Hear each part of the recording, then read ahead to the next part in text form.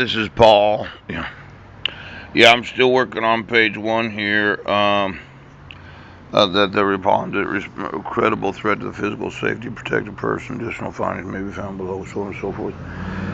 Committing acts of abuse listed in provisions 1 and 2 on page 2, July 31st, 2015. Yeah. Can't go near a Boys and Girls Club. Can't go within 1,000 feet uh, of the residence workplace. That's 10 football fields. Yep. Minors name the table respond from removing from the state. Okay.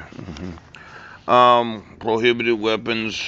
Second Amendment weapons rights are keep and bear arms. Yeah, that's that. Provisions will subject you to arrest. I could still get arrested at any moment for violating this if there was an allegation of violation. Yes. I had mentioned that I really don't like going to jail as much as a lot of people think that I would, considering the number of times I've been to jail without there being any jurisdiction.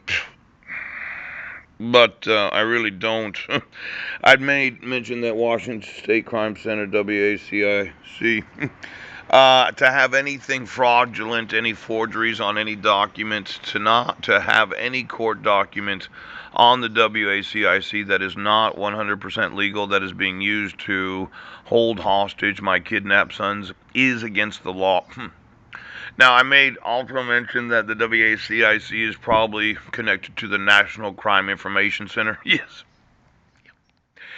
And it would be against the law for the FBI to allow for any court document that has any forgeries or has any falsification of any truths to be on the FBI's Crime Information Center. Now, again, just rehashing some of those old videos that I've already made about, well, you actually have to remove it because it has forgeries. The petitioner didn't sign it. The respondent wasn't given actual notice and opportunity to be heard. It violates the VA. WA, yeah. But for whatever reason, I've been online and it's on the Vine link where they have protection orders for those that are sheriffs. Yeah.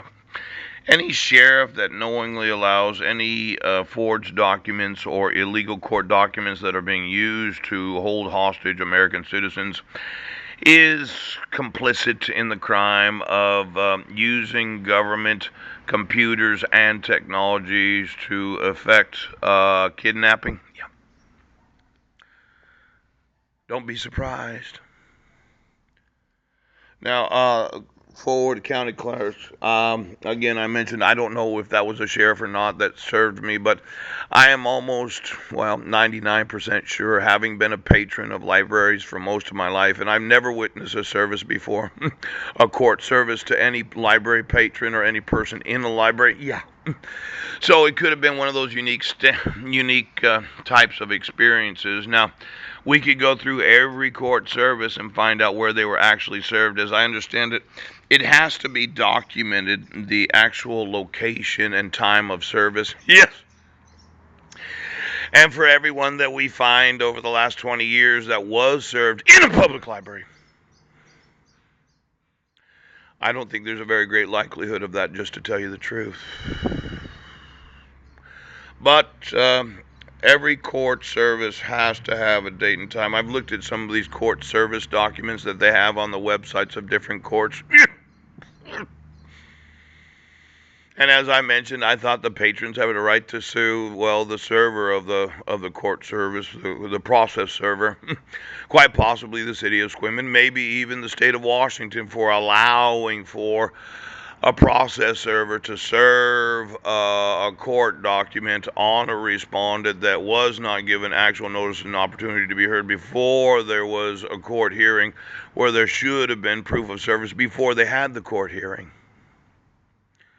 Could be that every library patron, considering the amount of time, might be entitled to an immense amount of damages for having to witness the personal service that I asked them. Well, you've been served and it's been witnessed. Oh, really? Who was witnessing? They all are. Now, I don't know if the sheriff of Clallam County actually okayed that. private arrangements for service. You know, it doesn't say petitioner shall make private arrangements for service of this order. It says the sheriff would have served me as soon as they had a copy of it, and they would have served me as soon as they had time and had known my location where it was legal for court service. You do understand, when you don't do what the protection order says, you're guilty of committing a crime. The court orders. Now, I know you're a county commissioner or you're a county sheriff or whatever, and you're like, well, it doesn't really matter. It doesn't say that the petitioner will make private arrangements for the service. It doesn't say the petitioner is actually involved in any way. It says the clerk of the court will forward a copy of this order the next judicial day to Clallam County Sheriff's Office. And then, as I've read, it was served on August 15th. That would have been a Saturday. I noticed that in the response from my public defender. That was 2 weeks later, and it looks like it was done through private service, and maybe it wasn't the sheriff. Yeah. But if the court order says that it has to be the sheriff, can they arbitrarily just change any court order whenever they want to? I think when you're issued a court order, it has to be done exactly as the court orders. The order for protection, July 31st, 2015. Who was this here? Oh, the prosecuting attorney state's response to defense's motion to dismiss, effect until 2025. Protects Heidi and her children. Blah, blah, blah, and personally served August 15, 2015. It doesn't tell the location, but the return of proof of service should say Sequim Public Library, and whatever time it was. Now, I know that when you violate a court order on how service is supposed to be served, it would seem to me that the sheriff's department, if they have knowledge of this, should have arrested themselves.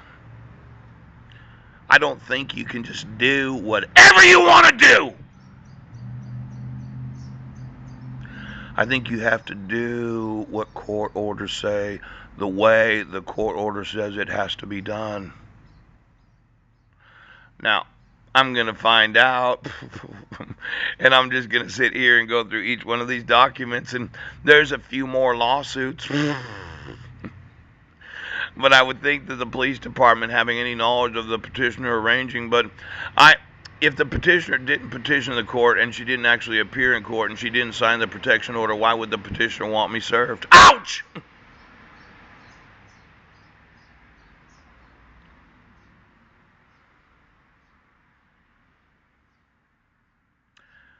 As I understand court orders, and I'm not a judge, okay? You couldn't get a contempt of court or something like that for not doing what the court ordered. Yeah, you probably could.